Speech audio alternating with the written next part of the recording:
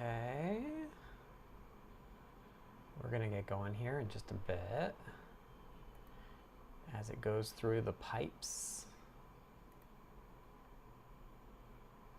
Looks like we're live on YouTube. Awesome. Okay, so say hello if you can hear and see me. Thank you. We'll get going in just a couple minutes. I do like to start a little early just in case things don't work. How is everybody doing? Welcome to Deep Dive. Well, I'll officially start in just a minute.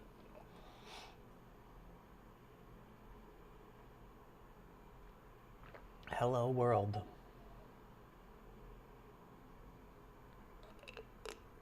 If you want to join the Discord chat here, it's the URL adafru.it/discord. Hello Sodison. Hello M4TK on YouTube. I see DCD is typing. Great to be here with you all. You too, DCD. Thank you, thank you.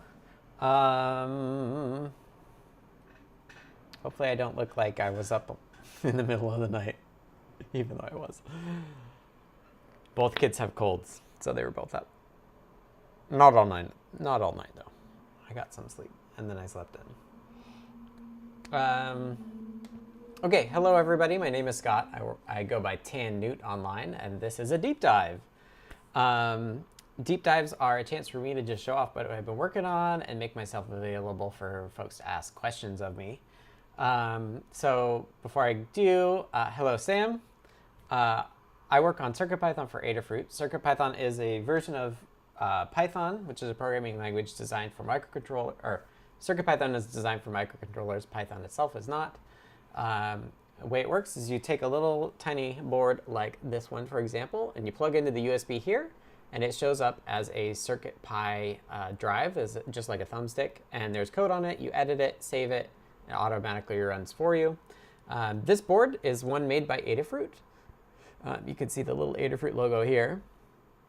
They take a chip like here under this canister here is the nRF52840.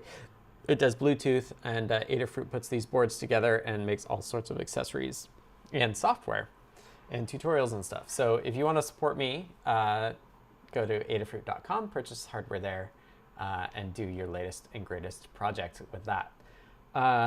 This is a deep dive. I do these typically Fridays at 2 p.m. Pacific, which is, 5 Eastern time.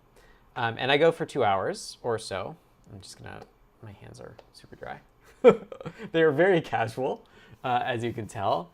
I have a couple topics in mind usually, and then I'm also willing to go on tangents, answer questions, that sort of thing. So we're pretty laid back here on Deep Dive. I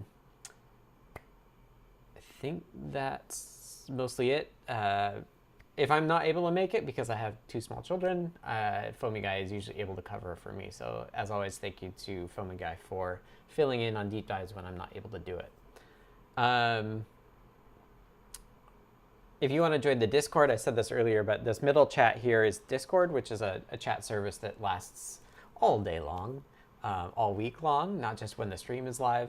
You can go to the URL adafru.it/discord to join the Discord server, where we hang out all week and we do CircuitPython development kind of in the public there.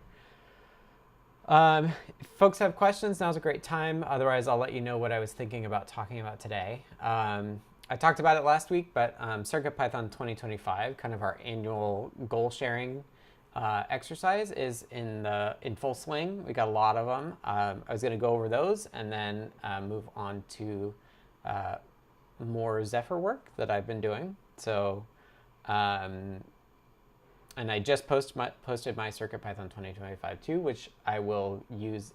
I will talk about at the end of the first section because it's all about Zephyr, so it'll be a good transition there.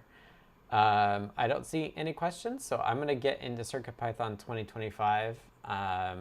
Just recap the ones that we've seen come in, and I'll do that one final time next week on Deep Dive because Deep Dive is, or the last kind of deadline for CircuitPython 2025 posts is next Tuesday. So if you have thoughts about what you'd like to do with CircuitPython that may be like difficult or hard or not possible, and you want to kind of say like, hey, it'd be cool if this could be done, or like this is a project I've always wanted to do, that sort of stuff is really interesting for us to keep a pulse on what people are wanting to do with CircuitPython.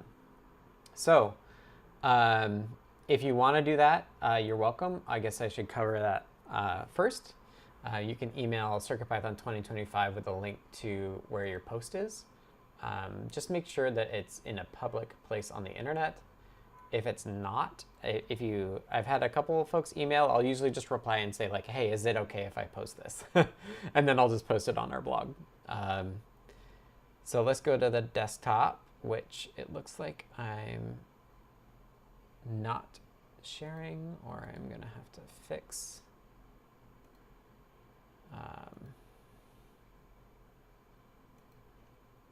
Just sometimes like it loses permissions. 1920 by, there we go. Now you should be able to see it. We've got a question from Sodison. I've done a lot of C and C++ in my career, although mostly for desktop. How much does C, C++ differ from chip to chip? I'm guessing CircuitPython abstracts those differences away, right? Yeah, so the language itself doesn't change all that much. What you get differences on is a lot of what you're doing is you're writing values to registers. So there are peripherals that do particular hardware functions, and those peripherals likely vary from chip to chip. So the programming itself doesn't change, but the like way that you use the peripheral, or maybe like the vendor SDK, will vary chip to chip. And yes, CircuitPython's like one of its value propositions is that we have a common Python API that works across all of the boards that we support. And that was something core to like what CircuitPython wanted to be from the get-go. Not like MicroPython has a weaker desire to do that. They do want to do that, but they're not as strict as we've been. But yeah, we abstract those away. And in fact, one of the reasons to move to Zephyr is Zephyr does a lot of that abstraction too across vendors. Zephyr has its own challenges, and we'll get to that later. But yeah, it really, the variance in chip families is a lot of variance in the peripherals that you're interfacing with. CPU stuff doesn't really matter because like the compiler handles CPU language stuff. Good question, thank you. So CircuitPython 2025, this is my post, but I don't want to start there. I actually want to start with what we've had come in. I'm like using the same graphic, although thanks to Bruce, who does a lot of the Adafruit graphics. I didn't put a deadline on here. Hi JP, noobs are welcome. Feel free to ask questions if you have questions about things. I think we did, let's see.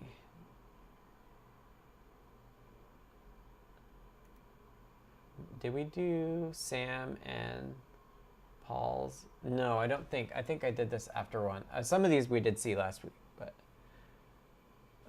similar. Yeah, Tyeth points out that it's Arduino also does abstractions on top of vendor SDKs. That's true.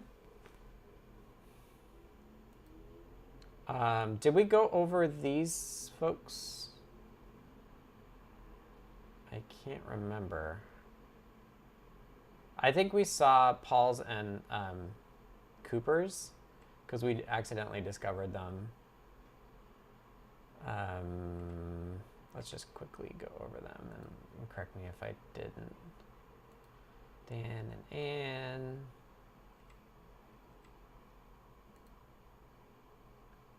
And 3 more. I'm just gonna load these all up. At the bottom of every post about it, I have like a running list of all of the ones I've gotten. So if you want to, you don't actually have to go through it at each individual post. And I actually already have mine open. So let's see. Anecdata said in their wish list is low-level async for sockets, which will be neat. Better updated APIs for examining runtime use of various memory pools. JP says, are those programs within AI? I don't think so. I'm not sure what programs you're talking about, but CircuitPython, Arduino, and Zephyr are not really related to AI. API to expose. So yeah, we changed a lot of memory stuff in CircuitPython 9, and it's not, I guess I haven't explained it super well on how it works. It may change a little bit. I'm still trying to learn all the Zephyr memory stuff, but it will likely change a little bit with that too. Pre-safe mode execution info.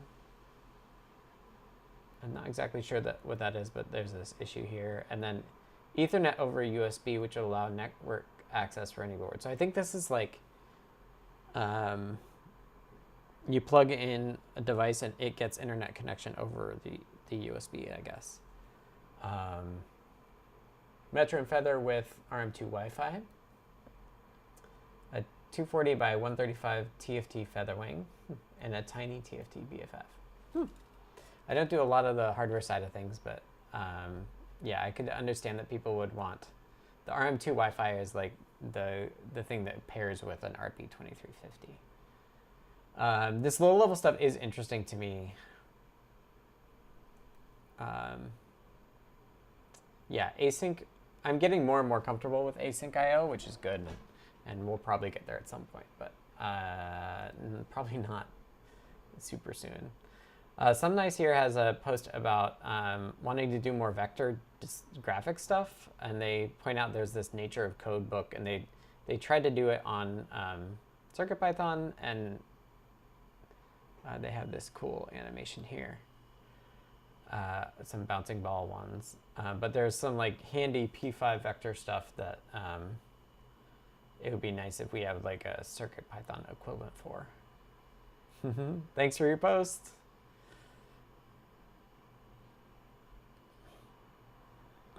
I will say, and I didn't put this in my post, but I really would like to have a second implementation of display I/O that leverages LVGL, which is a common kind of display abstraction framework for microcontrollers. You should. It's awesome the way they work. Program in general is awesome. First chapter in Python, though. I do use GitHub Copilot to help me program, but that was about it. DCD said, or Ty says, accessing USB Ethernet modem devices would be cool along with acting as one, maybe. I don't know about acting as one. Like, I don't know. Like, I doubt you need network access from one already. DCD says, I wonder if it was asking for a CPU to get network access over a USB connection on a PC, or perhaps it's providing network access from a PC to the CircuitPython host. I think it's that the PC has network access and it gives the CircuitPython board access. Like, that's why they said like any board would have network then.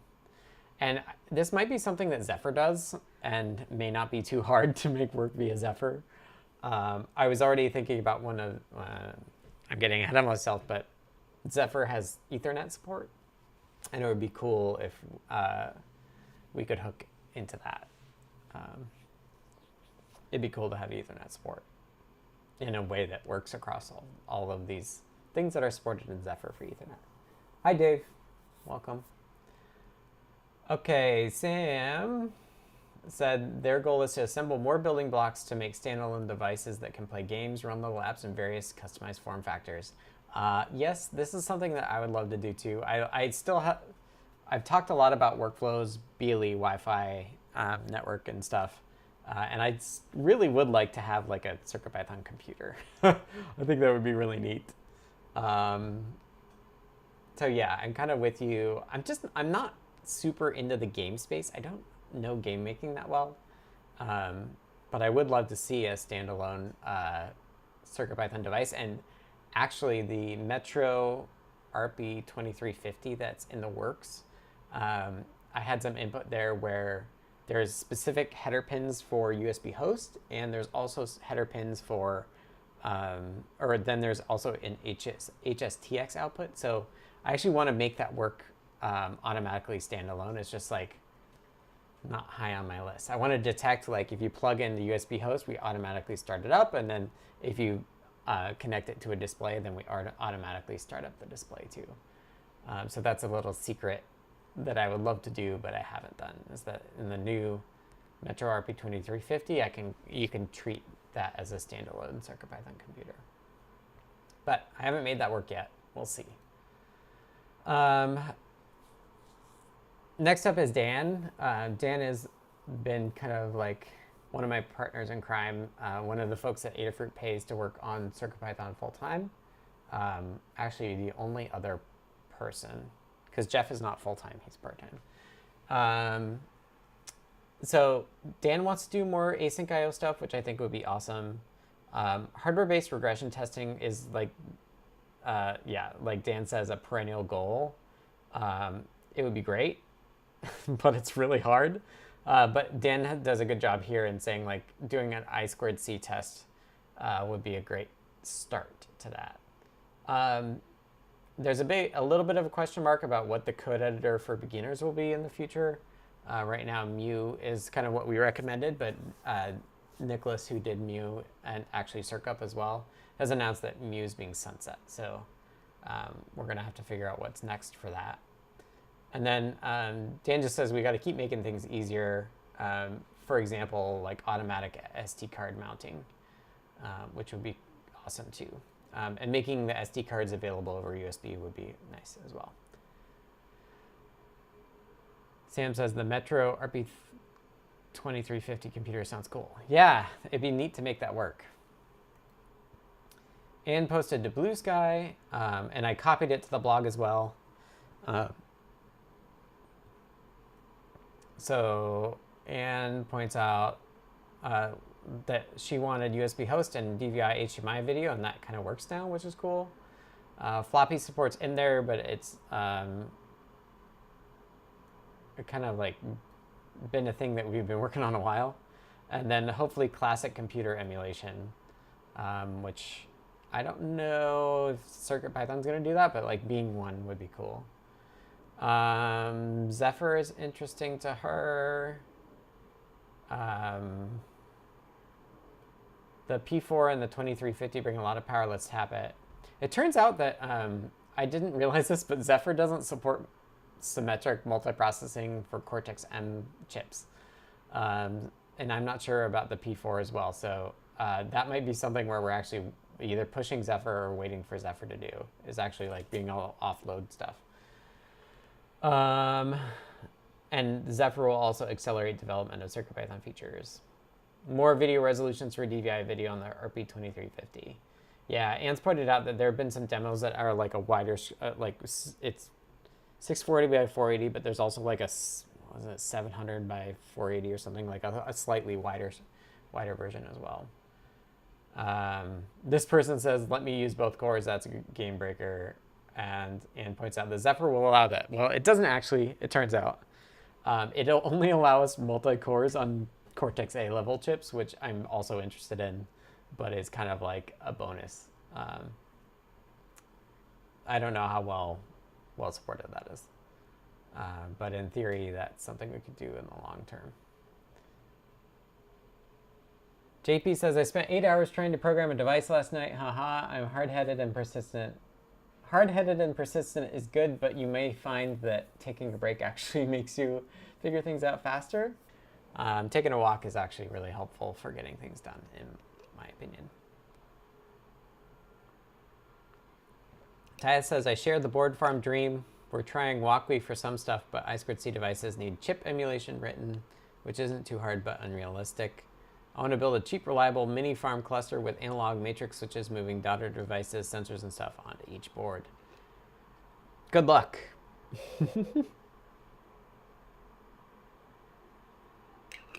Good luck. There's this person in the MicroPython.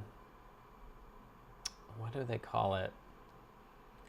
MicroPython octopus or something.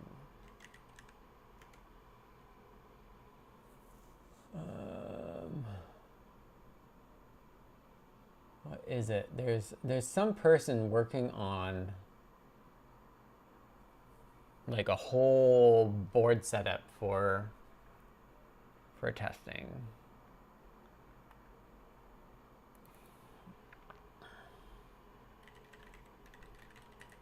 It's like octopus themed or something.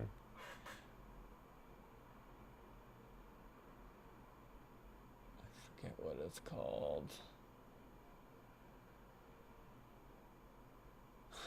I don't remember. Somebody might know.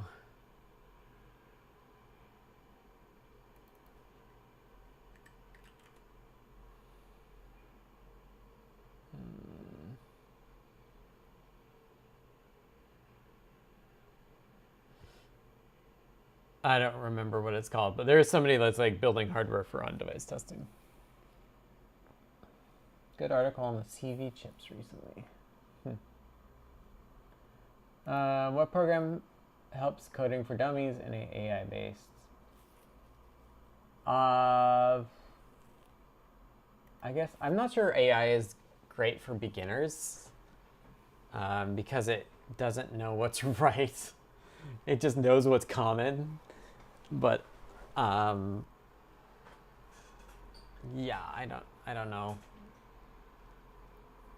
It just takes time and persistence, like you're saying.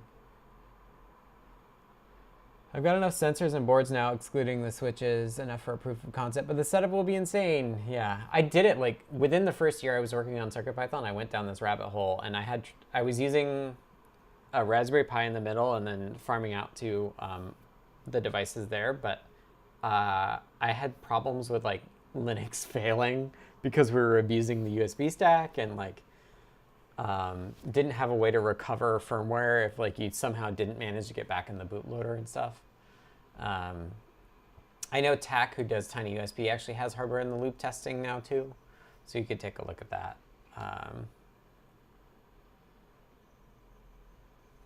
It's just it's tricky. Maintaining those things is pretty tricky. CVA Schmidt said, I'd like CircuitPython to have a dis module, which I didn't actually know. A disassembler module. I've never actually looked at this, so I don't think we're actually going to do it, but if somebody wanted to contribute it, that'd be fine. You could probably actually find like Circuit or MicroPython tools that would let you print things out too. They like Thonny, and maybe we should support it. I've always disliked how Thonny interacts with CircuitPython, but they keep it up to date, and so we try not to break it. Adafruit docs need more cross references. I don't know. And thanks for adding the woodchuck and async IO in previous years.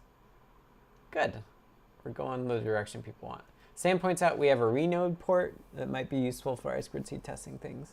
I just like, I'm always skeptical with emulation actually like faithfully testing stuff because there are weird things about actual hardware.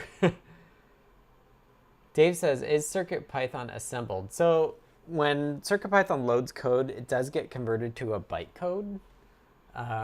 It is not like assembly language. It's not instructions at the CPU level, but it is like a bytecode, which I think is what they're talking about. Supermath has a pointer to how do I learn Python, which is good. So that's on the Discord server if you want to join there. Cadet702 said it'd be cool to create CircuitPython code based on YAML. Specifically, there's this there's ESP Home, and ESP Home has a YAML to code that gets pushed over updates. So I thought about this for how when when Brent was first working on Whippersnapper, which is this like kind of just like plop firmware on it and it does sensor stuff for you. I kind of had the pitch of like put CircuitPython on it and just generate the Python code, but they didn't go that way. It would be cool, but it's also like, eh. Sam says, yeah, true. My point of reference is the hardware simulations that Zob's built for Bunny's precursor hardware. Yeah, I mean, even with I2C, we have a notion of like what exactly, like what devices cause the most trouble. Okay, we read these. I think we're caught up. Yeah, I got one email today, but it was actually the CVA Schmidt person. So good chat in the chats, which is awesome. So let me talk about my CircuitPython 2025. And I should actually, like, again, if you have ideas for CircuitPython, please post somewhere publicly on the internet. You can do it on the blog, a GitHub gist. You can put it on the forum. You can put it on your own blog. And email CircuitPython2025, which will go to me and Phil. And then I blog them up and kind of keep them all together so that we can go back and look at them for previous years. We actually have like a lot of previous years. If we look, I showed this last time, but if you look in the kickoff post, we have all the way back to 2019, kind of what our plans are. And I actually was in New York visiting Phil Lamore and Lamore in December. And we chatted on video here, and that video has been published as well. So if you want to see Lamore and I talk about this sort of stuff, you can go there too. That's what this embed is here. So CircuitPython 2025 for me is, my year is really dictated by the fact that I'm going to spend a lot of it with my new kid. We had our second child at the end of October. She's 2 months old now and smiling and stuff. It's really fun. So my plan is to take 8 weeks off when my wife goes back to work. And then after that, we still have this, like, we're going to target her going to daycare when she turns a year. And so that gap between when I'm back from full leave to when she goes to daycare is going to be part-time work for me because I'll be watching her still. So it's going to be interesting how many hours I can get. It's going to depend on her nap schedule and whether we actually, like, we may mix in like a part-time nanny too. So that time's a little bit iffier about, we'll see what the part-time means to me. But I do say here, like, my hope is that, like, 8 weeks is a long time to be off fully, but I'm going to try to be pretty strict about it. I was actually thinking, like, what projects can I do that aren't work? Which a lot of those projects get me dangerously close to what work is. But my intent is to take the 8 weeks fully off. In Washington State here, we get 12 weeks paid leave from the state, and I also have that from Adafruit too. So yeah, that's why I'm taking 8. I've already done 4 weeks, and now I'm doing 8 more weeks completely off. And then after that, I'll be part-time because I will be doing childcare for some of that week to make it work. So basically, we're looking at a year where I think I'm looking at my calendar that I haven't posted my new calendar, but I have like 4 months or something of like full-time work until I do the 8 weeks, and then I have the part-time till the rest of the year. Ideally November for daycare, but that depends on them having a spot. So fingers crossed. We're on 2 daycare lists, but I definitely have a preference over one over the other. So what's my goal in that time? Well, I didn't really know. And then when I got back from that 4 weeks of leave, one thing Lamore said was like, hey, like, how can we make it easier to bring CircuitPython to more chips? And I just had a discussion with somebody from Espressif who said, like, hey, like, we officially support Zephyr. And we had talked a lot about wanting a real-time operating system for CircuitPython tasks. So rendering display IO and rendering synth stuff and like being able to use a proper like different threads and locking across those and queues and stuff. And then like last year I did a lot of work on BLE, and like we have 3 different versions of BLE, and I've always wanted like what I call tiny BLE, which is like one BLE stack to rule them all. So I don't have to worry, like every new BLE chip I don't need to worry about. And the reality is that Nordic, who's a very large BLE person, and we really like their chips, like they've kind of gone all in on the Zephyr project. So our existing Nordic support kind of predates their all-inness on Zephyr. But it's kind of like they're starting to have their NRF54s available, and it's like, oh, how are we going to support that? Well, we kind of need to do Zephyr to support those, and it's like, well, if we're going to do Zephyr for those, like, why not do Zephyr for everything? Question mark. So I prototyped it in December, and like definitely am like in the camp of like, yeah, this could be really neat. This could work pretty well, as I've been talking about on Deep Dives. But so my goal is I was being really radical in December, and I've like pared back and understand like what my approach is. So what I say here is like 2025 is support more boards with CircuitPython via Zephyr. Expand out what the Zephyr port can do until the point that we can start replacing individual like vendor ports. So one I have my eye on is like the ST port. So ST we have support for, and it's actually quite like pretty good, but it's also like one that we don't take a lot of care for. We have like one Adafruit product. We have a Feather STM32F4 or 5. But besides that, we don't really do a lot of work on it. And there's like a ton of different STM32s that are like a bit of a challenge to support them all.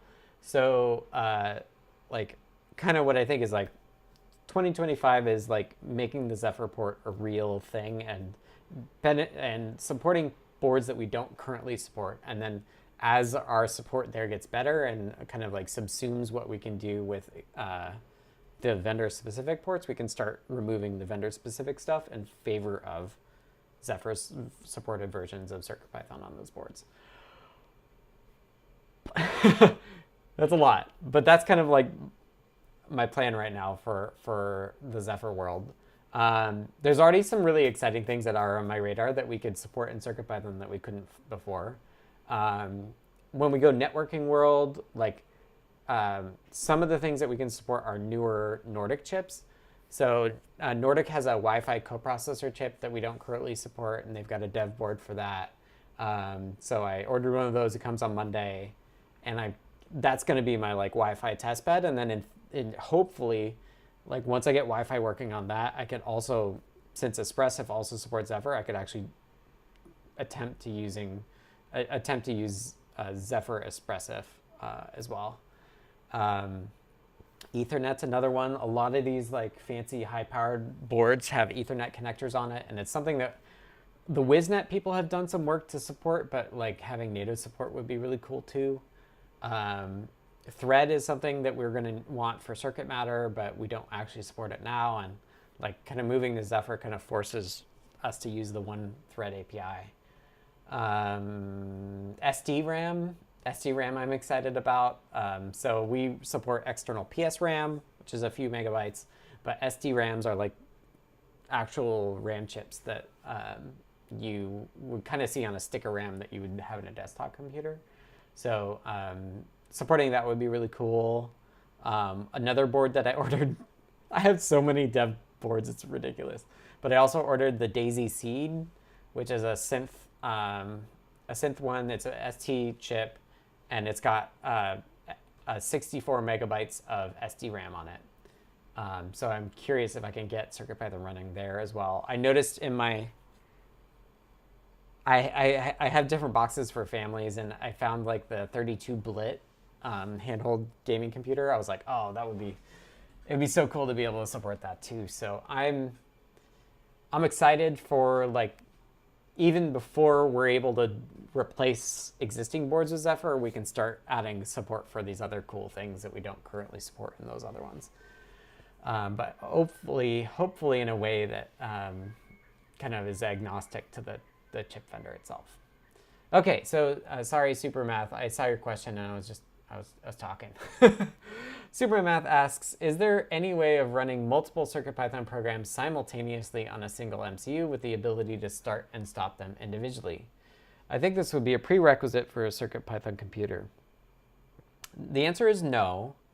The answer is no. There's like some threading stuff in MicroPython that we may inherit, but I don't think so. When I think about CircuitPython computer, I really think about like the 8-bit era computer where you're still doing kind of one thing at a time. And I also think about like these fantasy computers. So like Pico 8 is like the most well-known of them, I think. I think there's something to be said where your computer's just doing one thing. It simplifies things a lot. And I think if you want to get in the world where you're doing more than one thing, you're really like, now you're really getting to where like your Raspberry Pi Linux single board computers is really where you want to be. So that's when I say CircuitPython computer, I'm kind of more thinking that of like there's only one thing running at a time. It gets a little tricky, like how do you switch between an editor and the code running? But I think it's an interesting problem. The other way that I was thinking about it, and I mentioned this in this video, it's like I have 2 young kids. What is their first computer going to be? What does that mean? I don't want it to be, something that has Facebook on it. So like, I think there's something to be said for like simpler computers with games on it and stuff.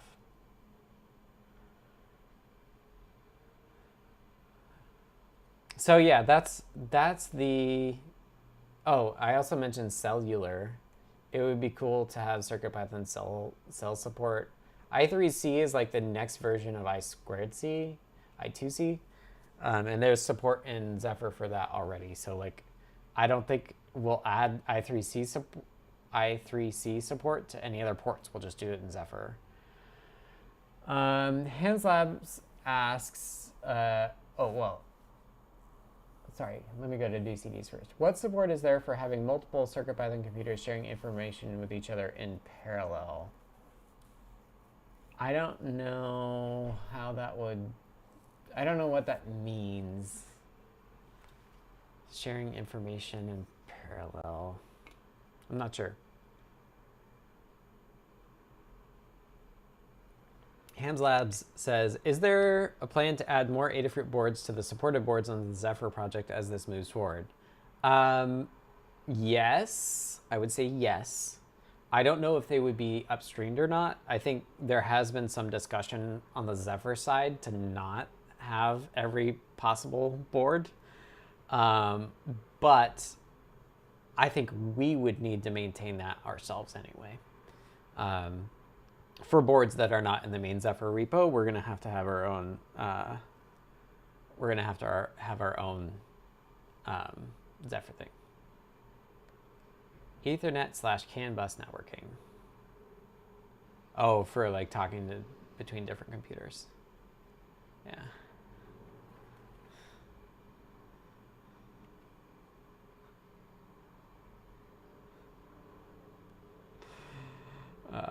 I just got sent a picture where my wife took the baby to the aquarium and she's just asleep.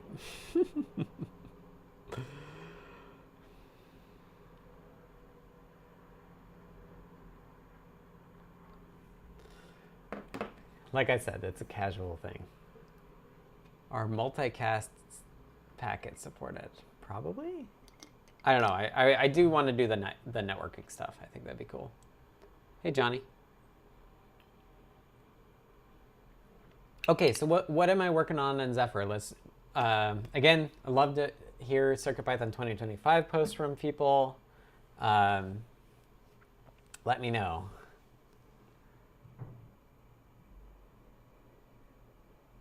On upstreaming board defs, have you thought about how to handle SPDX headers and developer certification of origin for upstreaming to Zephyr? They seem quite serious about Apache 2 licensing.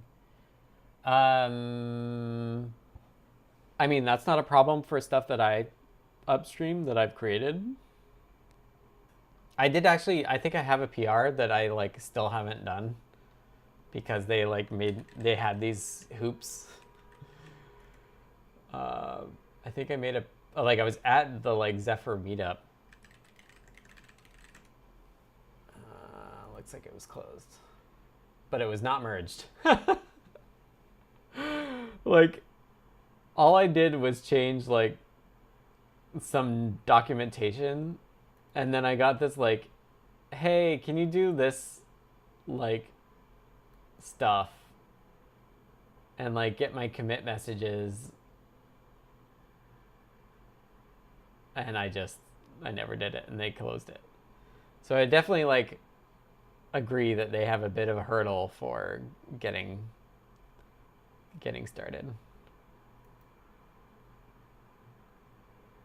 DCD says, given that CircuitPython is one thread per micro, if one wanted multiple threads and they ran on multiple micros, how would they coordinate with each other? Just using some like UART protocol or something.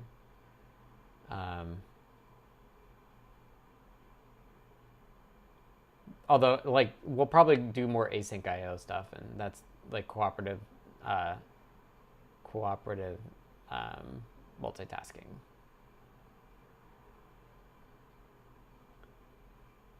Sam says, suppose I make a CircuitPython PR to add a board to your Zephyr CP port, then someday maybe you want to upstream it. How do you avoid hassle over MIT versus Apache 2? I just wouldn't upstream it. I guess that's my simple answer. Like, I'll upstream the Adafruit ones because I'm going to do those. Or you can upstream it, right? Like, if you're the person that's creating it, then you can license it 2 ways, and that's just fine. I fully expect us to maintain like board defs separate. I don't expect all board definitions for CircuitPython to be upstreamed. Yeah. We're not about to change our license. I don't want to deal with that. But in particular, I think like if we're doing a lot of Zephyr work, like obviously we'll want proper Adafruit boards to be defined in upstream. Like there's already a folder, like people have done Adafruit boards there already. So yeah, I kind of like the world that we're signing up for is that there are going to be places that Zephyr doesn't support, and so it's likely that we're going to be doing Zephyr work. And if I'm doing the Zephyr work, I can dual license it and put it both places, right? Like, or not, I can just do it downstream. But like, if it's work I do, I can just license it 2 ways. Web server and host has come a bit further. Async IO with requests would be neat. Yeah, I have this other project that's not a work project that I'm using like HTTPX for async IO requests.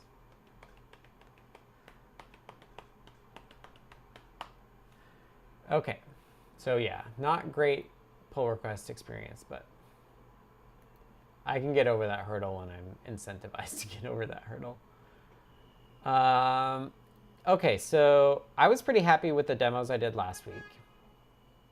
The fact that I just had like some ST board and I got it mostly working. A lot of what I did this week was getting Flash working. So maybe I should just start.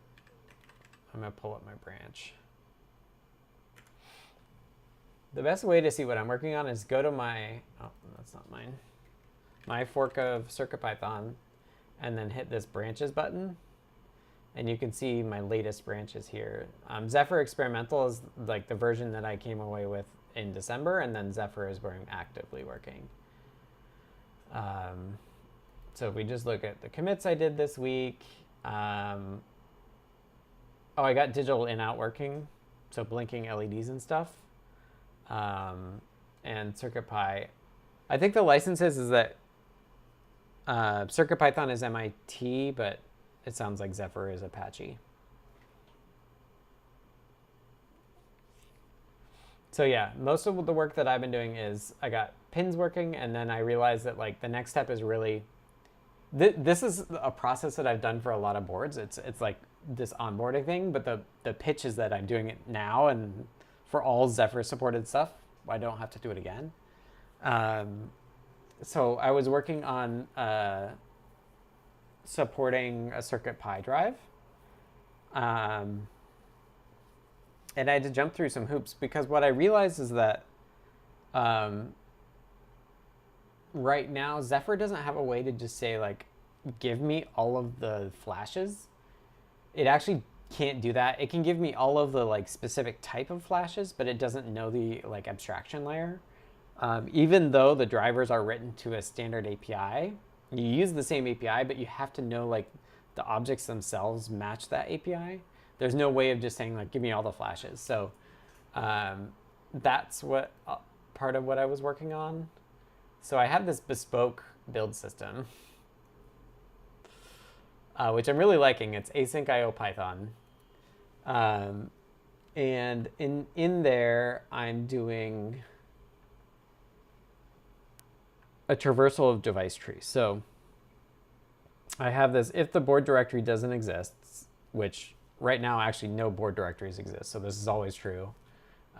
We read some information from the Zephyr build, and we try to pick things out of device tree. So we're looking at like GPIO. So we're determining microcontroller pins that are available and names for those in the board module. And then now I'm just added USB, but I'm detecting things that are flash. So I wrote this. I figured out how to like automatically map from. Have I talked about device tree? Device tree is one of those things I did not want to learn going into Zephyr, but it's pretty neat if you ignore the fact that it's like some bespoke format. But it gives you a ton of information about the system on a chip and a board. So this is for this U575 dev kit that I've got here. I have way too many of these inexpensive ST boards because they're like $20 or less usually, and that's like well within my impulse buy limit. So this is the one I was showing last week, and I kind of been playing with it more. So that's what it says is like, this is the model, it's compatible with this thing. So you'll find what compatible is. So, you know, say it's a UART, but there's different drivers that implement the UART interface. And so the compatible says like which driver is actually used to be a UART. This chosen section is just telling like Zephyr like, hey, this is the UART that you use for your console. And this is how you talk to Flash and things. Aliases are not quite the same, but they're giving common names to specific names. So like by setting LED 0, like the Zephyr blink example works. And so what I do is in our build, I look through all these aliases and I actually say like, hey, they marked LED 0, like that's gonna be board.led, for example. And switch 0 is going to be a button, and so I add things to board based on that. And then it goes into lots of detail about the structure of so SOC is short for system on chip, which is the CPU and all of the peripherals and memories and stuff that are all kind of baked into the microcontroller. So interrupt controller, timer, flash controller, and then you can actually say like how big it is and write and read sizes, external interrupts, pin control, all of the different GPIO banks, analog, blah, blah, blah, blah, blah, all sorts of stuff. Backup SRAM, that's kind of interesting. Memory region backup SRAM. So like we could look through here and use that for sleep memory, for example. Like that's what backup SRAM is usually what we use for sleep memory. So we could automatically turn on sleep memory, right? If we look through this device tree and find that. Although it's marked as disabled. So like if it's marked disabled, Zephyr won't automatically start it up, that sort of thing. And then UARTs, and see here it says like this is what it's compatible with, but it's not telling us that it's like just a UART. It just says it's like what specific driver it is. And so that's why I had this compat to driver thing that I automatically figured out. Although it turns out it's not complete. And then flashes. So this board doesn't have external flash, but if you have an external SPI flash chip, it shows up here too if it's been set up in the board directory. And in fact, maybe I'll show you a different one. Power stuff, USB. So now I'm starting to look for USB. So I map this to the fact that it's a USB driver. It tells me the number of bidirectional endpoints, which is something in CircuitPython that we have to maintain, which is nice. And it says status okay. So it's not clear to me that it's starting up or not. Where is subsys and Zephyr.dts in your repository? So this file is generated by the build. So it's in Zephyr CircuitPython, but then it's build Zephyr.dts. So this is the final device tree, what exists in the source. And maybe let me just show you. Where does this come from? So I'm learning my way around the Zephyr repository. And Ham's Lab, I realize I missed what you said, but I'll get back to you. So in the Zephyr repo, there is a boards directory, and then a vendor. And I want to mimic this in CircuitPython too. Right now we don't have the nested. And we are doing the Nucleo U575. So this has information about like, hey, there's an Arduino compatible header. And again, I use this for generating board dot whatever's. Here's a CMake file on how to flash it, which is why West Flash just works, which is really cool. DTSI, so this is a device tree include, I think. So this is like saying what the LEDs are, what the PWM LEDs are, turning things on, or they may turn things off, setting up clocks is all done through here. Setting pins, so this is like connecting UART2 to these particular pins. Blah, blah, blah. These like setting okay is just like means to like turn it on. And then the top level says like, hey, this is the name of the board, and these are the things we're choosing, the aliases we're setting, which we saw in the full file. But you can see that this is actually like only 50 lines long. So the Zephyr DTS that I'm looking at is like the Zephyr build system has found all of the different DTS things that it needs to do, and then just like plopped into the like final version.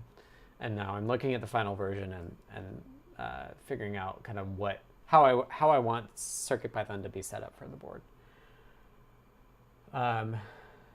The other thing is that this often will get you into a different directory. So you see here, this has includes. So these get preprocessed using the C preprocessor, I think. So if you see like there's actually a header file here. But then if we go to like STU5, I think it's no longer in boards, it's in Zephyr DTS, and then it's by chip architecture. So ARM STU5. And now there's a bunch of like information about the variants of these particular chips. These are not board specific, these are chip specific. So like the U575 is based on the U5, but it also says like, hey, this is my USB and this is my USB-Fi sort of thing. So it's like, yeah, it's awesome that they maintain this data. Like this is kind of part of what we need to do when we do chip families too. So the fact that we're not having to do that is pretty nice. Hams Lab says, is part of the benefit to putting CircuitPython on top of Zephyr that it won't be hard to use CircuitPython on most Zephyr supported boards, even those that aren't for Adafruit? Yes. Right, so a lot of like bringing up a new board, you know, if it's a new chip, we've got to figure out what compiler to use. We've got to set up our make files. We've got to figure out what the right compilation flags are.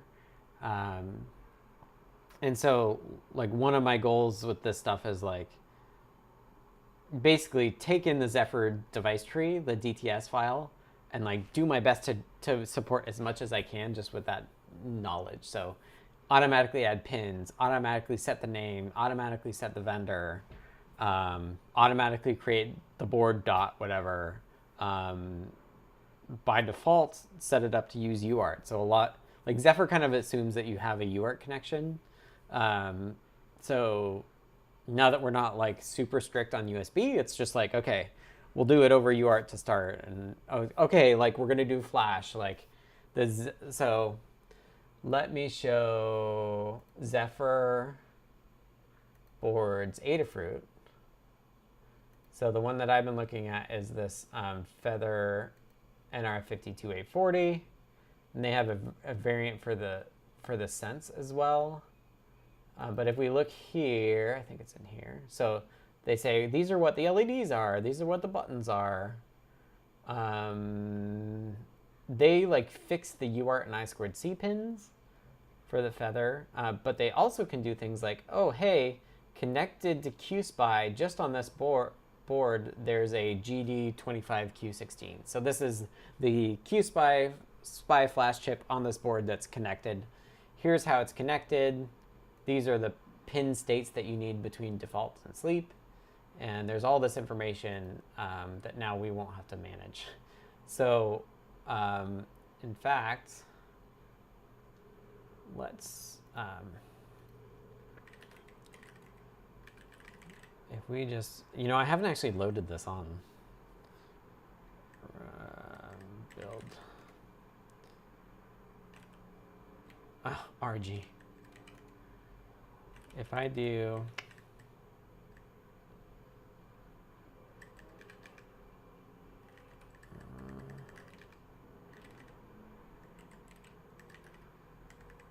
see if this works.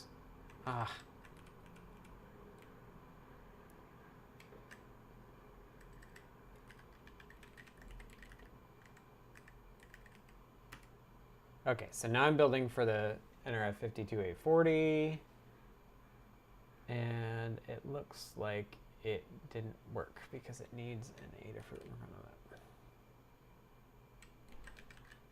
It dumped out the list of all the boards. Sam says, have you identified any missing pieces that might make a good project for folks who want to contribute to CircuitPython on Zephyr? Good question. There certainly are. I mean, the main one I'm looking at right now is USB. And you can see I'm like working on USB, so I broke it.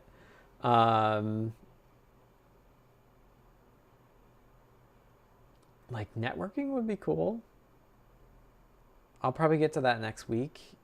But then again, like doing I2C and UART and SPI are also pretty important. So I should probably do those too. Good question. If you've been doing audio, like there's a chance we could connect like SynthIO into the audio output of that Zephyr supports.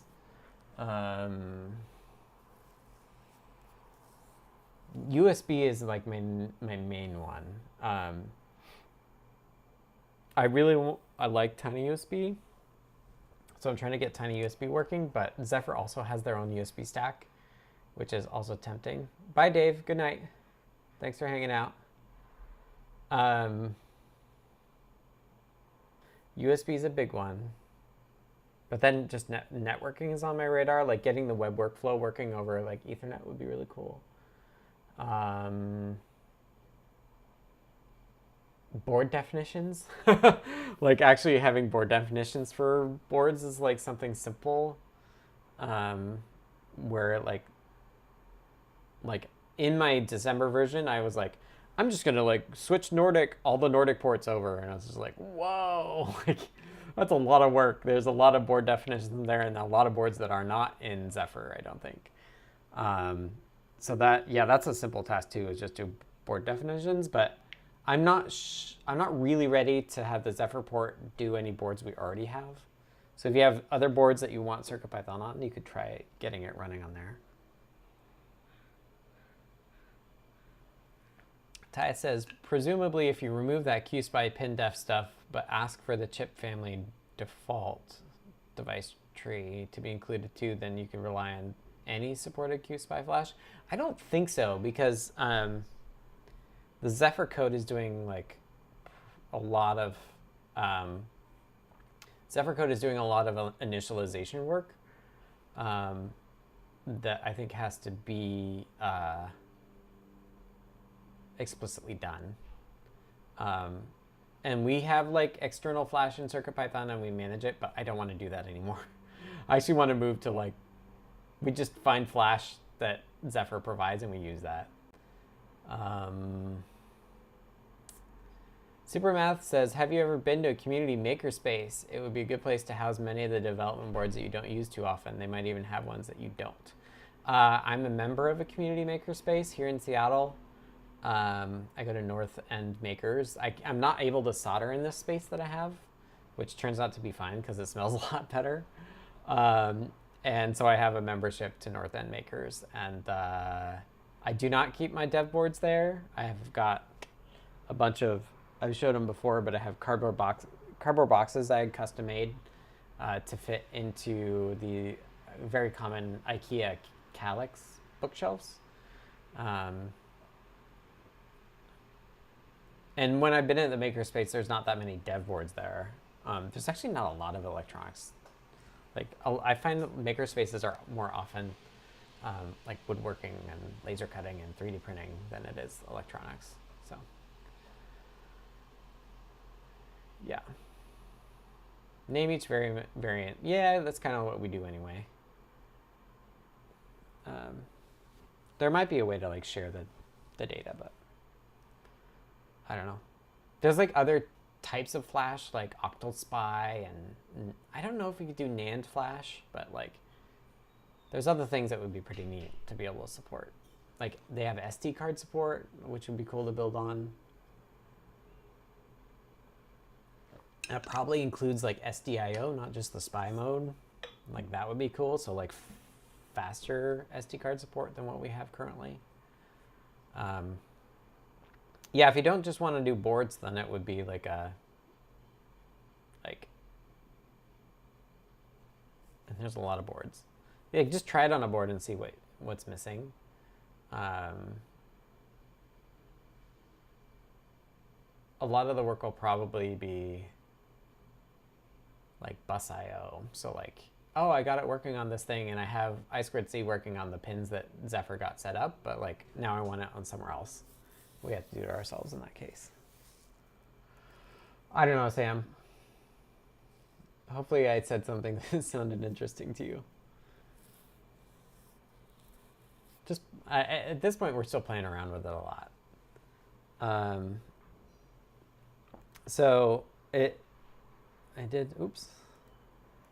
got somewhat far. And so here you can see I'm printing out all of the device tree stuff. And this is me trying to map things to drivers. And you can see that like, oh, Nordic NRF GP register retention is mapped to like a retained memory thing. So like we have this feature of like, we have a save word. So like that's how we reset into safe mode, is like we set one like word of data, and like this retained memory thing is the sort of API we would need for that. Here you could see like, oh, Nordic NRF52 flash controller gets mapped to flash. But if we look for the GD one, up here, you can see that also this Nordic qspi nor driver gets mapped to Flash as well. And then I don't know if we made it that far. I think we did. So the generated files end up in, so Zephyr CircuitPython build, CircuitPython prefix source build, like where CMake wants us. But then we set like, okay, here's some npconfig board.h, and oh, look at all that white space. Our USB information, and then this is all the pin stuff. So we're also including, this is kind of a dump all, but like here's the flashes. So it says look here and look here, and then during startup, it makes a decision about where it wants to put it. There's also a way to explicitly say where you want CircuitPython to live, which is another thing to do, is to like, Zephyr has this notion of fixed partitions. And so you could say like, here's the memory range of this memory that is actually like CircuitPy. Here's the range this UF2. Here's the code stuff. Generating pin objects. So we give it like the device tree device, and then the pin number. And then this is our, if you do microcontroller.pin, you can access everything. So these names are auto-generated. And then boards, so based on pinouts, you get names, like board names mapped to pin objects as well. And they haven't done the UART stuff yet. I'm really curious about using ESP AT to do Wi-Fi and Bluetooth Classic with an airlift module. Might let me do Bluetooth keyboards and Bluetooth gamepads as input to CircuitPython. Seems that Zephyr doesn't have any existing support for Bluetooth HID, but ESP AT over UART would probably work. Yeah, does Zephyr have Bluetooth Classic? I don't know.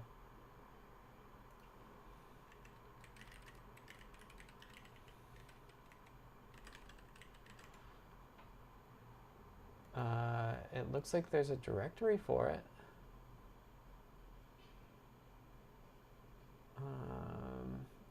I don't know what it's supported on. LE controller, LE audio, LE host, as well as portions of a classical Bluetooth host layer.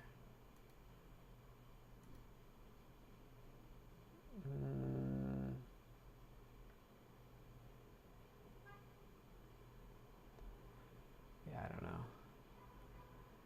Yeah, I mean, most of the, like, Nordic is pushing the most modern stuff, not really going back in time. But there is this thing that I need to look at, and I'll probably do it next week, but Zephyr has this thing called sysbuild. And so, like, Nordic is pushing this too, where you have multiple cores running different pieces of code, or even like on a separate chip. Like sysbuild is designed to be able to manage what's running on all the different cores. So that has this like multi-image build.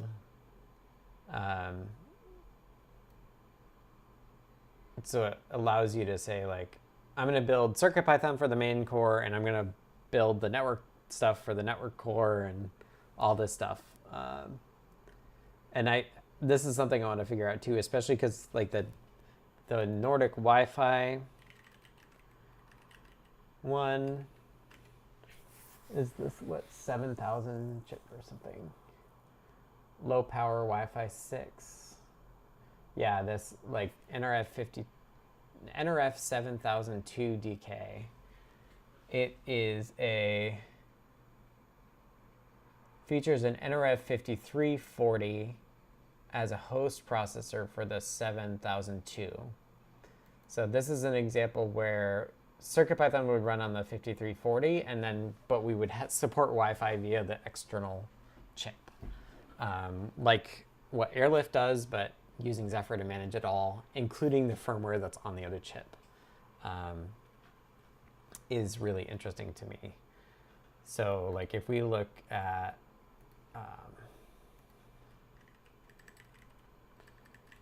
Zephyr boards, and you put that in.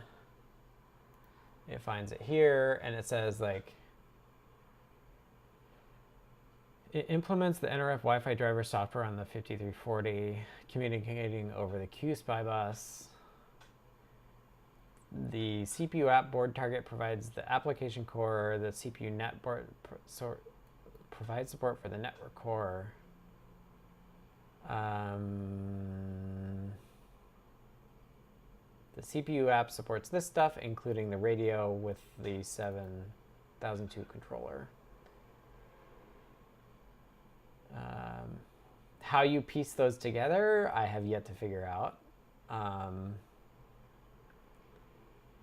But this is kind of my go-to.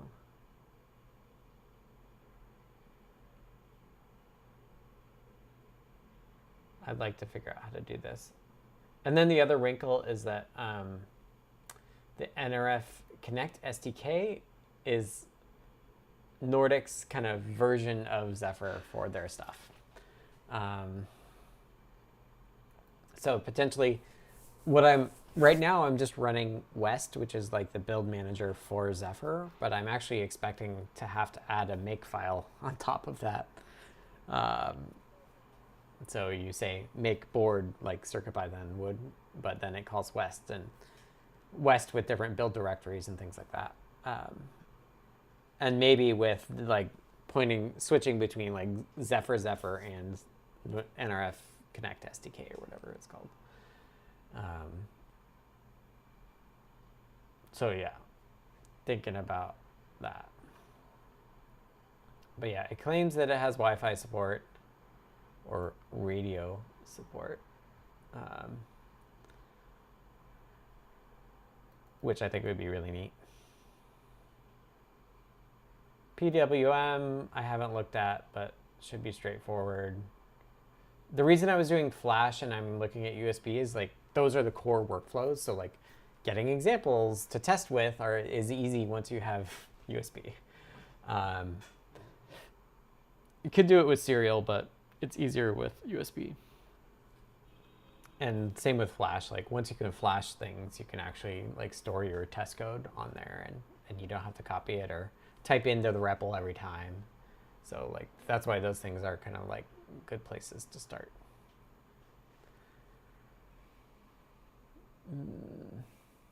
Advantage of ESP-AT is that it would be modem style like cellular stuff. I don't want to worry about that. I want to do whatever Zephyr is set up to do and be done with it. I'd love to get out of the airlift business. As I said, I think last week, like I don't want to have to worry about it. Like I don't want to have to manage it. I don't care. I don't care what the protocol is that they talk to. I don't need to know that. But it doesn't, there's no mention of sysbuild here, so I don't know how that corresponds. The sysbuild stuff I think is pretty early.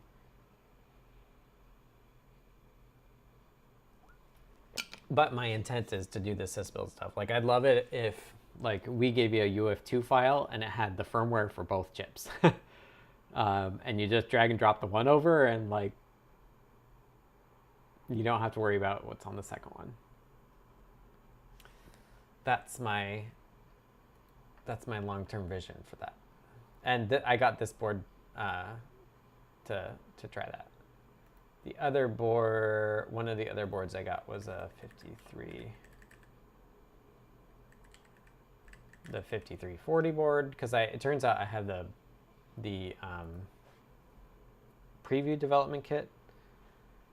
So this gets me the thing. And even this has a network core on there too. So the 5340 must be dual core as well.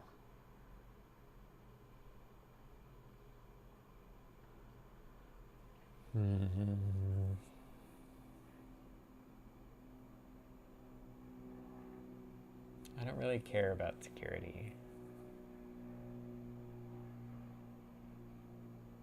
Build the secure Zephyr application, build a non-secure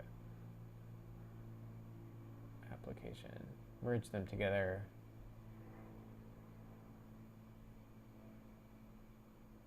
Flashing. That's interesting that there's this skip rebuild. I don't know what skip rebuild is.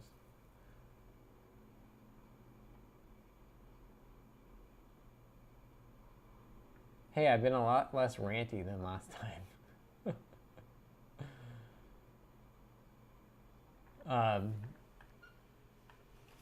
That's good. Should we try more USB stuff? Should we try to get USB going? We got 45 minutes. Happy to answer more questions. I'm going to go back to the U5 because it's got a debugger on it.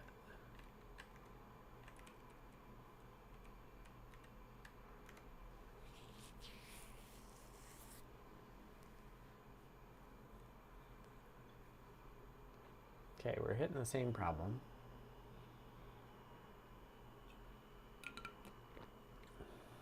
This quarks thing is like an artifact of how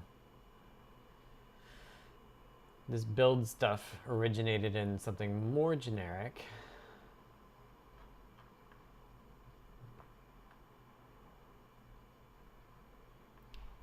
Let's just say if we found USB,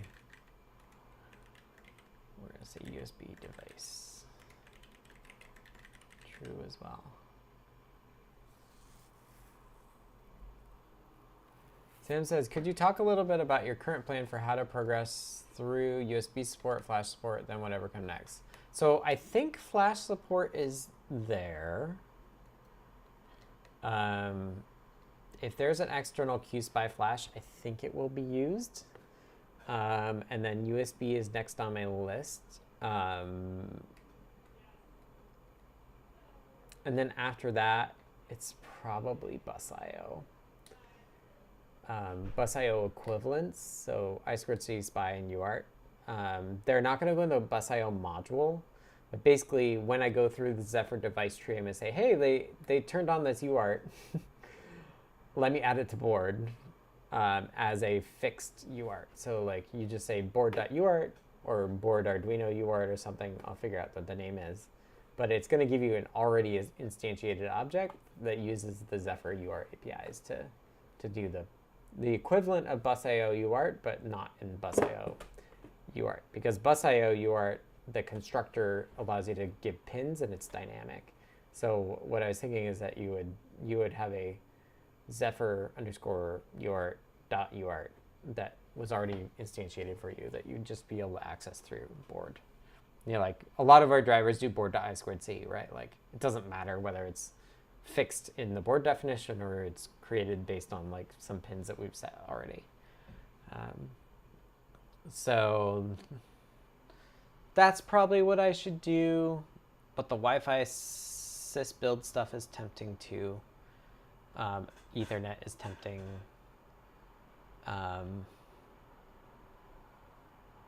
So yeah, that's kind of where my brain is at. USB is definitely the biggest one because once we have USB, I could start to think about what I want to do before I make a pull request. It would be good to pick boards that I want to introduce support for as test beds for this.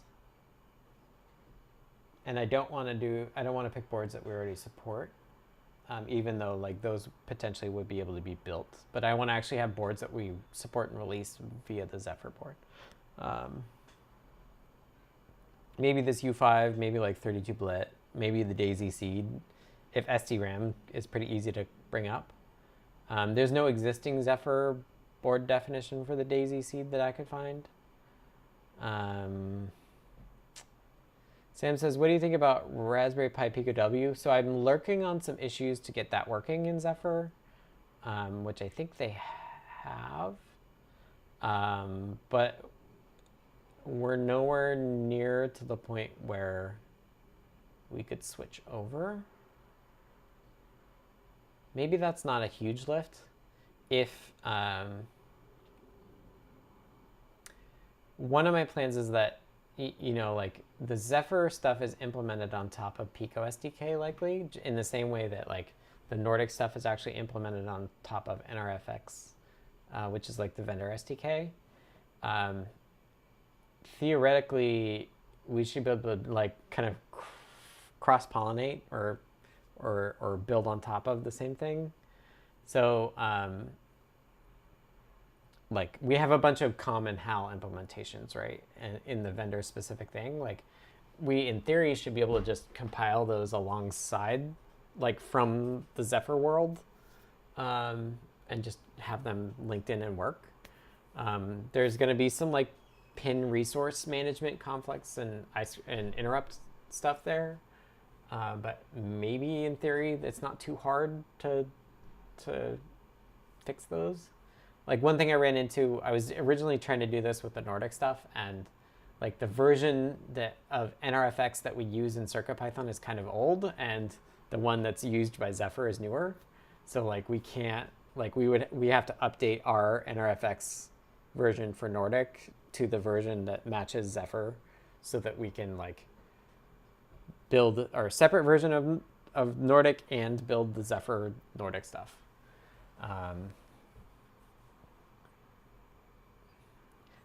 And yeah, I mean, you could,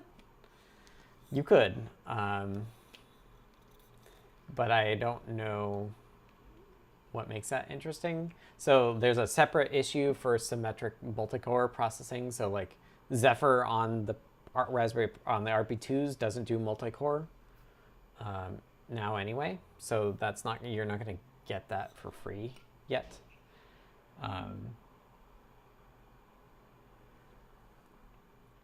So it should work. I'm using Zephyr 4.0, but I'll probably want to actually move further, like onto the latest Zephyr, just in their repo. Like one of the ones, the Renaissance RA8 is interesting, but they're like doing that too. Yeah, people want Bluetooth support on Pico W, but I'm not sure Zephyr has Bluetooth support on Pico W either. Like check that first. I think they may have just gotten Wi-Fi working, but I don't know if they have Bluetooth working. Yeah, so I think this is where what we're going to find is like, oh yeah, like we have, what was an example, right? So I just added flash support, but like the Renaissance board that I have has a flash chip on it, but the Renaissance Zephyr stuff does not support it yet. Right? So like, I think this is like the work that I'm signing up to do, is like, we may find corners where like Zephyr just doesn't have support for something yet, even though we're intending to rely on it, right? So like for Flash, like I don't want to have to manage Flash separately, but we might have to add Flash support to Zephyr for boards that could have it but haven't had it implemented upstream yet. Timon says the Infineon sock that Pico W uses has Wi-Fi support for Zephyr, right, but not Bluetooth. For the BLE part. M4TK has a good question. Will Zephyr increase the resource consumption in comparison to the actual approach? Maybe. It's trade-offs. One thing that's interesting is I can't figure out how to use all the RAM. Like managing multiple RAMs is something new to Zephyr. I'm using the system heap, and the system heap is a fixed size, and if you don't set it, it doesn't actually set it up at all. There's no fixed heap. There's no heap at all. So another thing to figure out is just how to use all the memory. How to have a heap that uses all the memory, which I think is so silly, but like Zephyr is really targeted to be quite small and fixed. And the smaller and more fixed you are, the less you need dynamic memory. So like even like threads and stacks are only newly allowed to be dynamic. I think you can do them dynamically now, but generally like the old way of doing it was that you just use macros to statically define them. So resource consumption, probably. But we've never made promises about performance of CircuitPython, and there's potentially some huge performance wins by like being able to offload onto second cores, which would be really neat.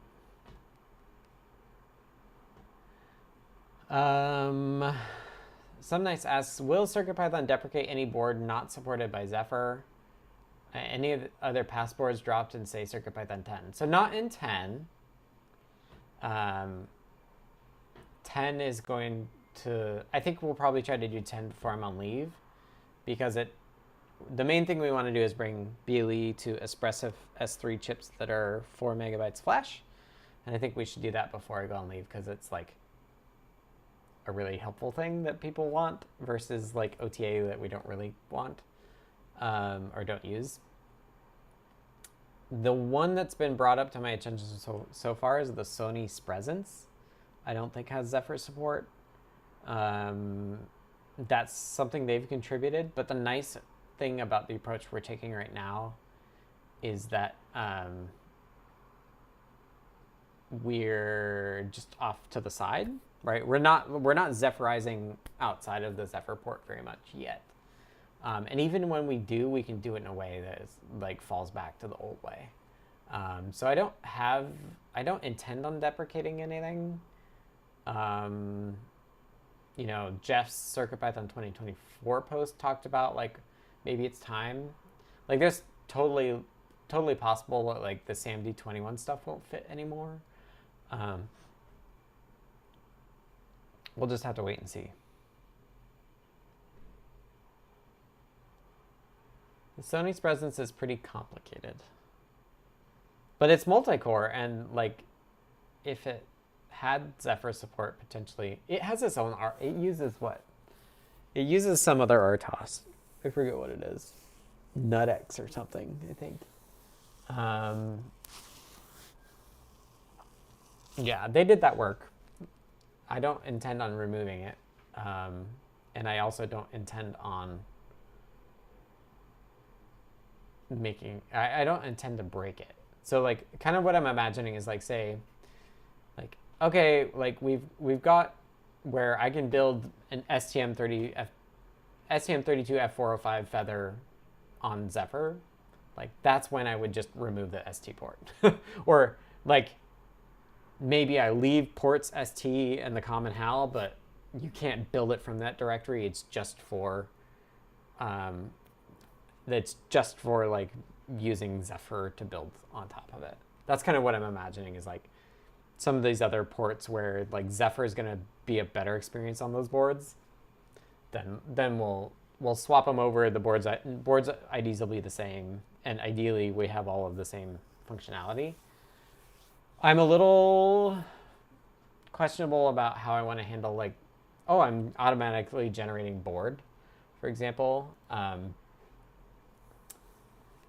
If I'm automatically generating board, then maybe I don't want to match it perfectly. I don't know.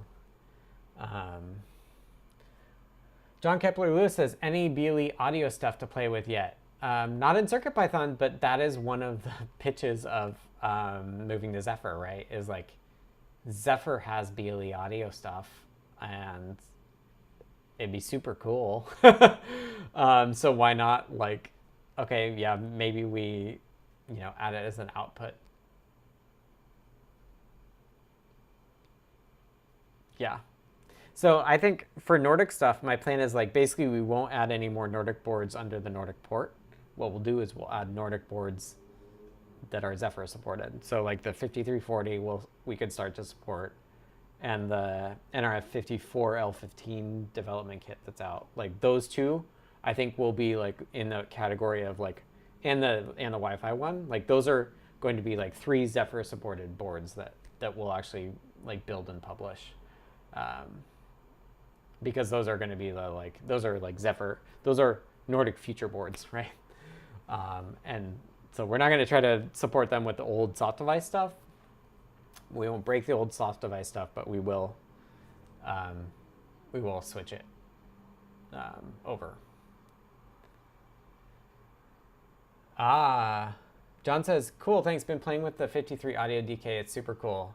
Are you using Zephyr to do that? And Timon points out that there is barely any devices out there that support BLE audio, so there's no hurry. But I don't want to have to do this work, right? Like, and if I do the work, I want to do it once. So like another port we have is like the, oh, I meant to check this. Like the Scilabs port, and maybe Scilabs is the, I feel like there's at least one company that doesn't have Zephyr support. Maybe it's Scilabs now that I'm thinking about it. But they added, like Scilabs did this work for the XG24s. And there's like variants of those that have Bluetooth. So if we look at supported boards, family, like there's some Scilabs. Yeah, here's the MG24s. Right, so if we find the XG24 Explorer kit, that's this one, I think, right? And then here's the Thing Plus Matter.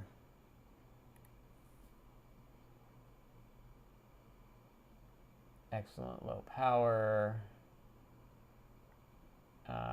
It has Bluetooth support already, right? So like, I think actually the port may have Bluetooth support. We could look in boards common how. Yeah, so it actually has BLE support here too. But this list is quite short.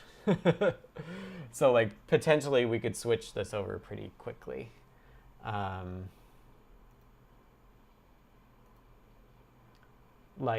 There's the Scilabs. ST doesn't get a lot of love, so it'd be great to switch that over.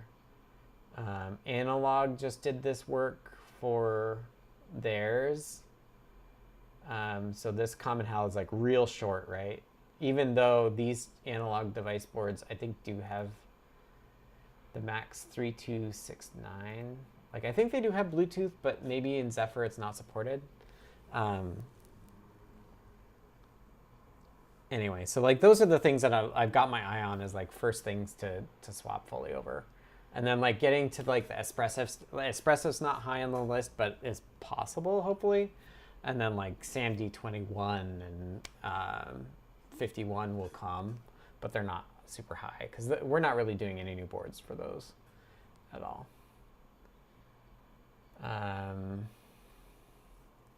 Okay, I think I'm gonna actually I gotta use the potty, but use the bathroom. I'm gonna take a quick break just to run across the hall and use the bathroom because I got 30 more minutes and I'm happy to chat. So I'm just gonna go to window cam and I'll mute and I'll be back. So if anybody's in the chat being like, why are we just looking out the window? It's because I'm gonna go use the bathroom. I'll be right back.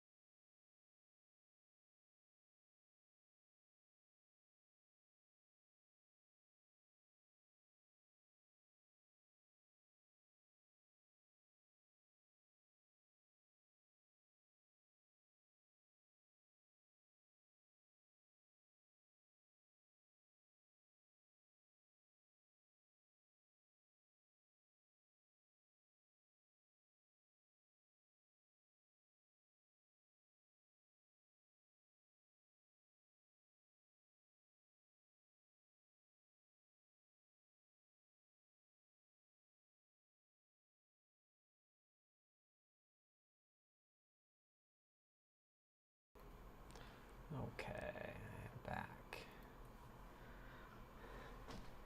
Nice to see blue sky. Yeah, it's been pretty nice.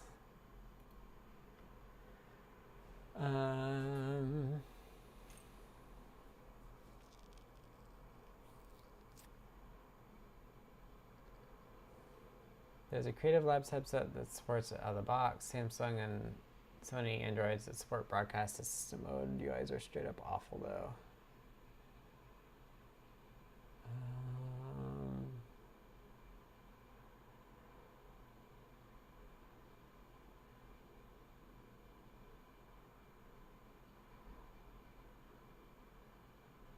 Yeah, I don't know about availability.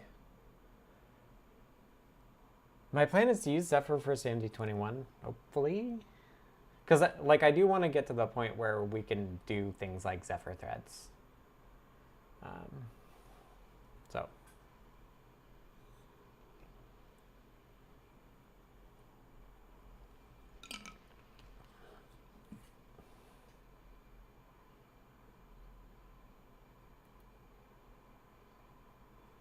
Okay. So, USB. I'm not really wanting to move to their USB stack yet. Found USB. Oh, requires sending list.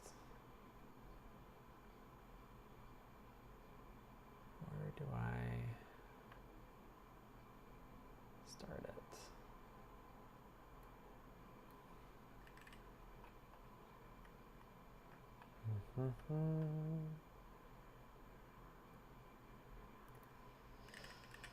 Yeah, I need to redo this file too. I need to restructure it. It's a little kind of hacky right now. I'm still happy with the principle of it. 600.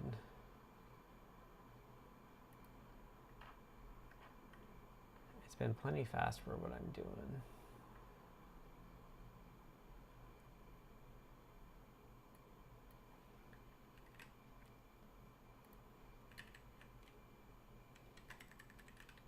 What I originally had was like in the build system, you would call this and say like, turn this on, turn that on, whatever.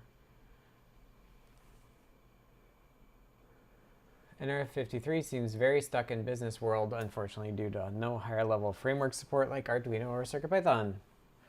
Well, that'll change. That's one of my like early targets, I think.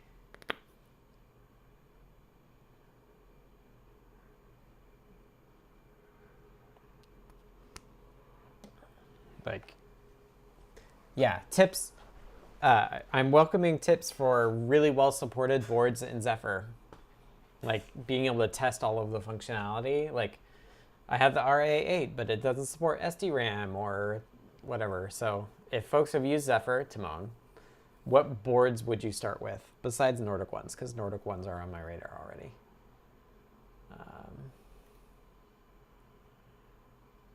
601.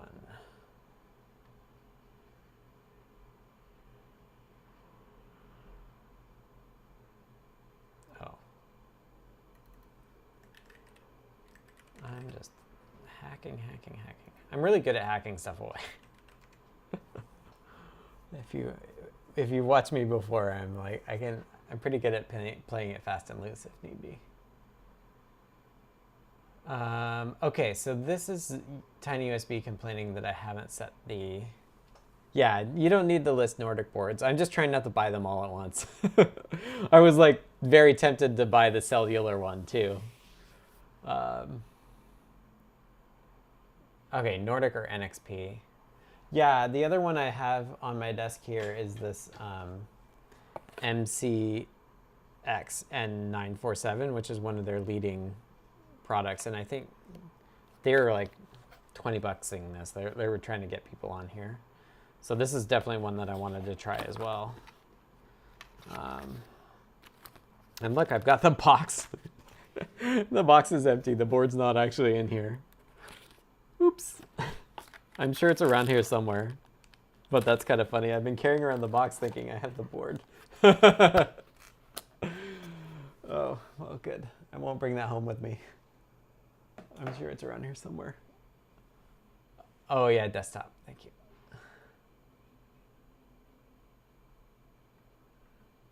But yeah, with Nordic, I can do Bluetooth and Wi-Fi.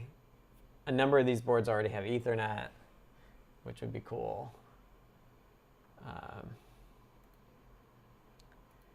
Okay, so this is the tinyusb is complaining that I haven't told it what MCU it's running on. So I think what I need to do is, I was thinking, the nice thing about this being Python is just like I can just do mappings in this code. So if I'm in USB land, I can print, I think I can print sock name. Is that what it was? Sock name. Tom only has USB settings.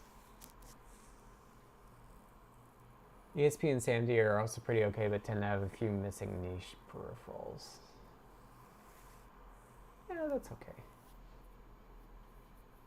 They're not higher on my list. Like, the reason to do Nordic first is because then I can support the newer Nordic boards, which I think is definitely a direction we want to go. And then, like, actually these Renaissance RA8s and the RA6. I ordered an RA6 dev kit as well.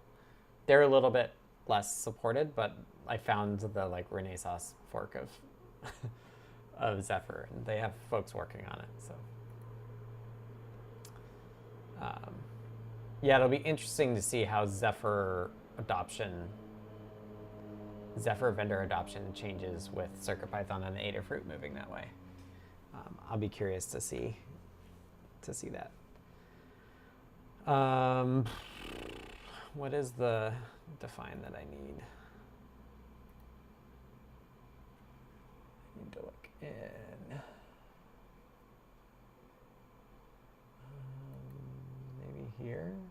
So I'm like wanting to replace all these files.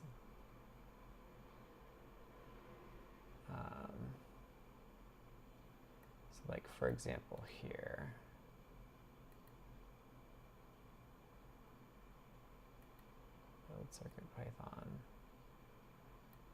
CircuitPython flags.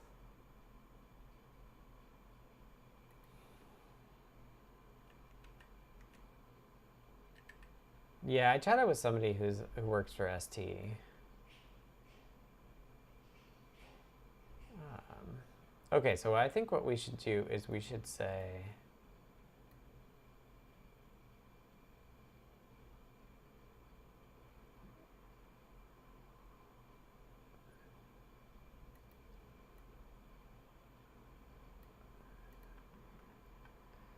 we could just have a tinyusb settings.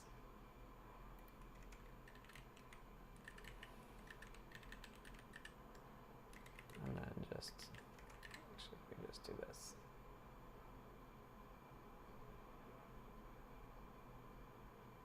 Maybe we just do straight up like sock name to make it a map to be kind. So we can provide defaults if it doesn't exist. I really don't worry about formatting because formatting is going to be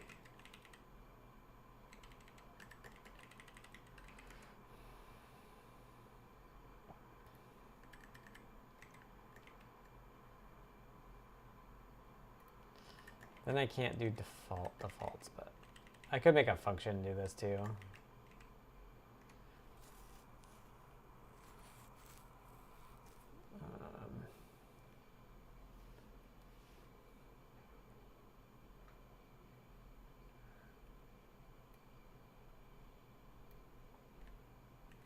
And then I'm taking the wrong thing because I need the U5 example, which I think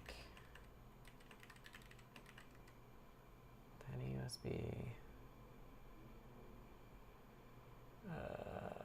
hardware VSP STU5.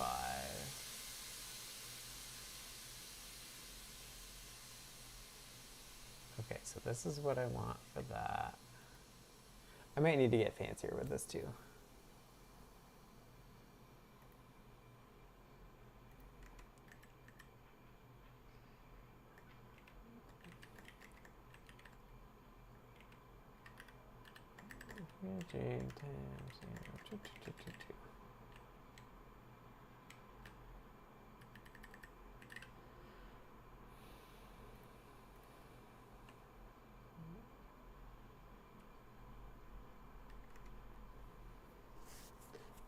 YouTube chat's talking about NRF53 modules.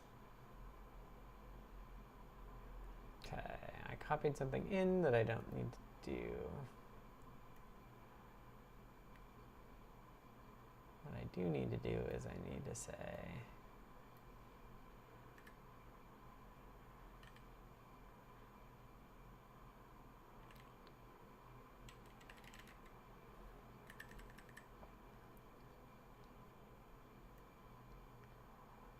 maybe we even say it's got to be in there.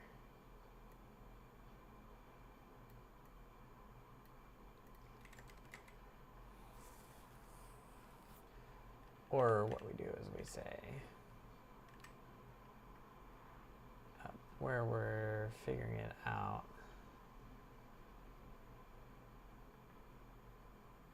Found USB, but if sock name not in.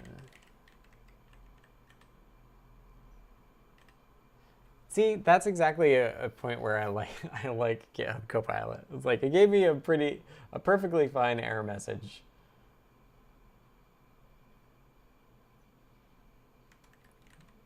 So we won't turn it on. We'll just print it out. We actually have a logger. We could do it as an error, I think.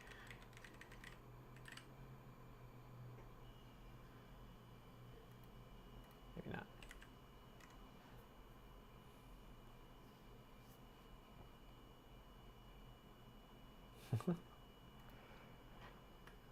Runs to DigiKey. Heck yeah. I made a DigiKey order for these boards.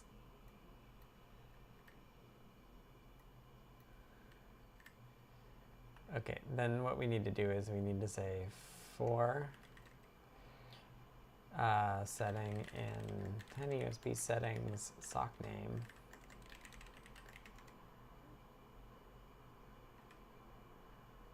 Yep, that's right.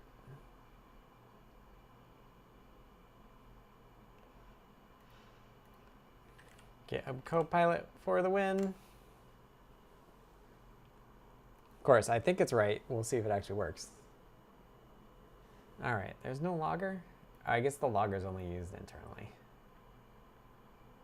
All right, well, I'll just make it a print.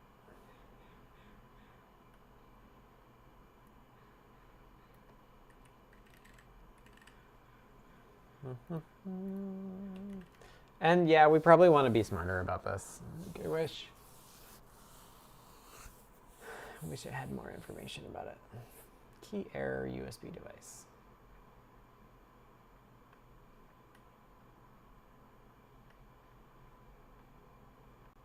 Missing driver for this. Okay.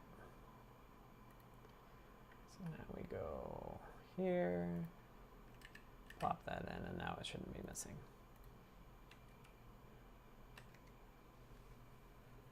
Oh, Timon, I think you posted a link that got rejected, maybe?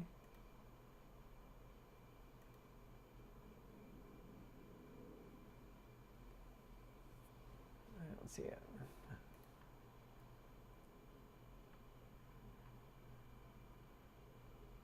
Value of a block size works well. Endpoint buffer size. Okay. So I will do that. I'm not going to do it specifically.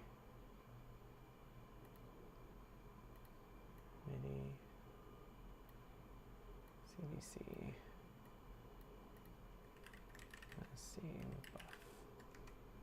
Oh, there it is.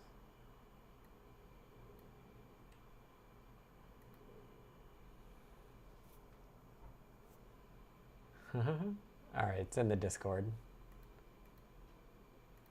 Module list. So now we say, oh, I'm in the wrong file. Let's just do it here.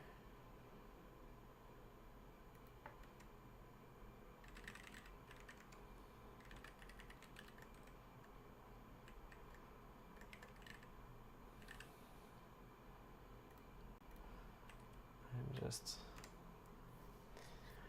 compile, fix, compile, fix, compile, fix. I do think it would be interesting to try to hook up an LLM to this cycle to see if it could fix it for me. Like it would just say like, hey, you got this error. Here's a fix I propose. No output. No such file or directory. Supervisor USB. Oh, okay.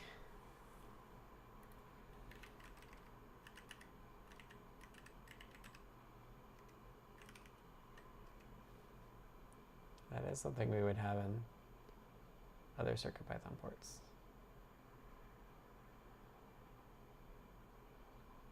Okay, so now we need the CDC settings. It still said that supervisor USB is no such file or directory. That must be because it's top instead of porter.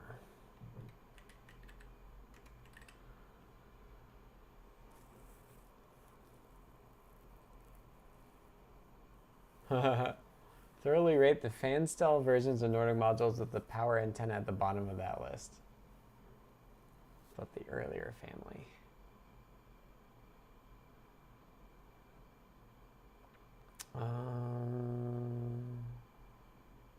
There was other things I needed to fix. The CDC buffer size settings. But see, like this, like managing linking flags and stuff. And I actually, all these driver things, I'm hoping not to manage as well. Like Zephyr will compile the SDK stuff and then we'll do it, but that's a bit of a question.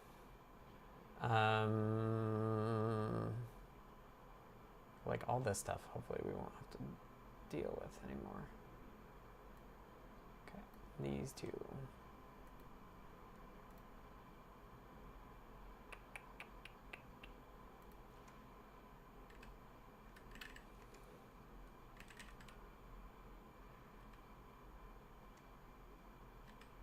See, that's what LLMs are pretty good for. Like it guessed how I wanted to put it in there. I like GitHub Copilot for sure. Any final questions before we're done for the day? I don't know where this is defined in other ports.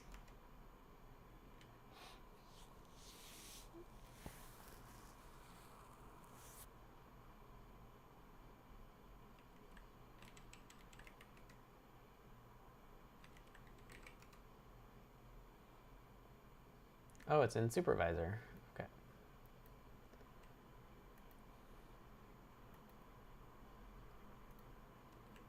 Let's see if it can do it again. No. There you go. Mimicry. I wonder how fast it would take me to type it out. Is it really faster? Or does it just save my hands? There we go. We're going. Okay, we failed.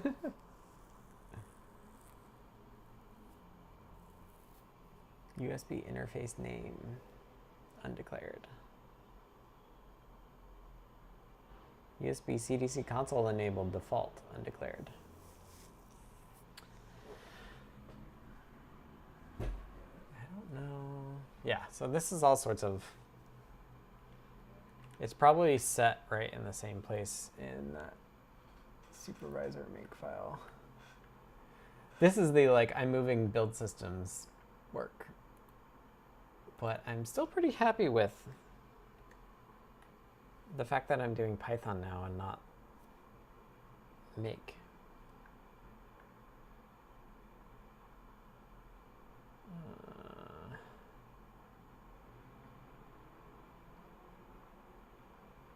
Interface. There's that. We should be able to use devicetree to set high speed.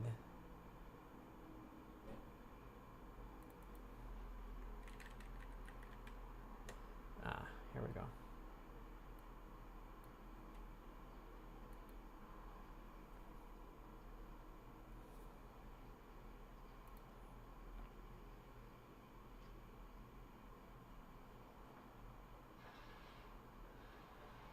Macro limit. Oh, for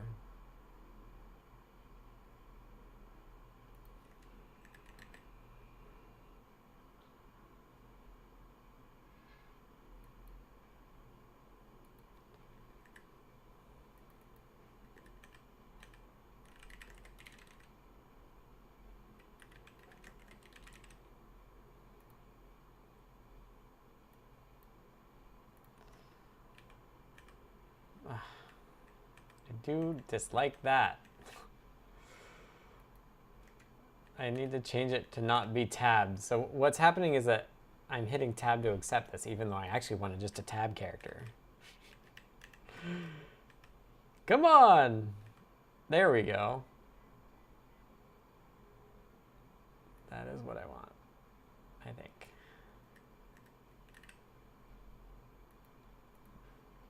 All right. Thanks, Helms Labs. All right, thank you, everybody. I think we're about out of time. This is not going to be done by the time that I...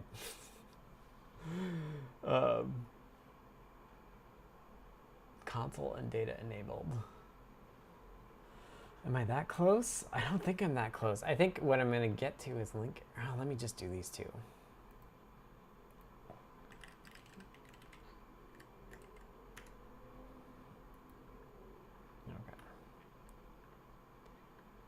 Under CDC.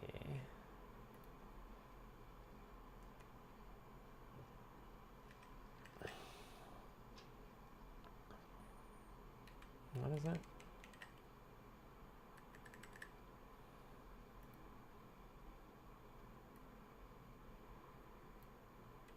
Copy.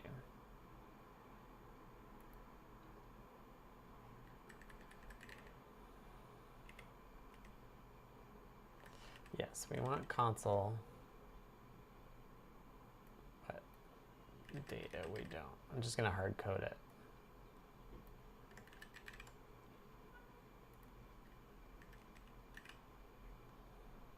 I can't help myself. I don't think it's going to work. Let's be clear about that. Even if it links and I load it, it's not going to work. Yeah. So what this is I'm not including all the source files I need. I need more source files to get these init USB hardware, storage USB descriptor length. This stuff is just like, I'm not building and linking the right files. So I'm going to commit this and then maybe I won't commit it. Am I going to do it over the weekend?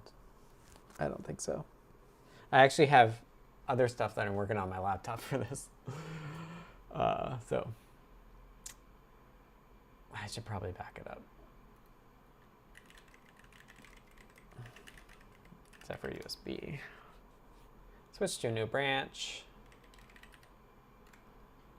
Merge.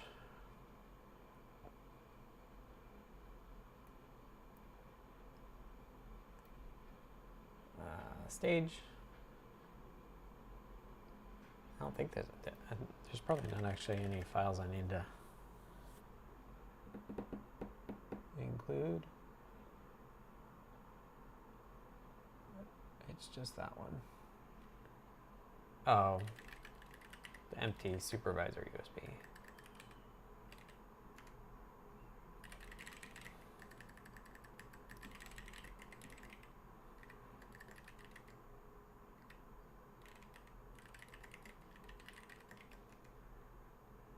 There's more work to do there, but it's still important. It would be good for it to support it. And this is where it reformats everything. That's why I didn't care. This is also just backing it up.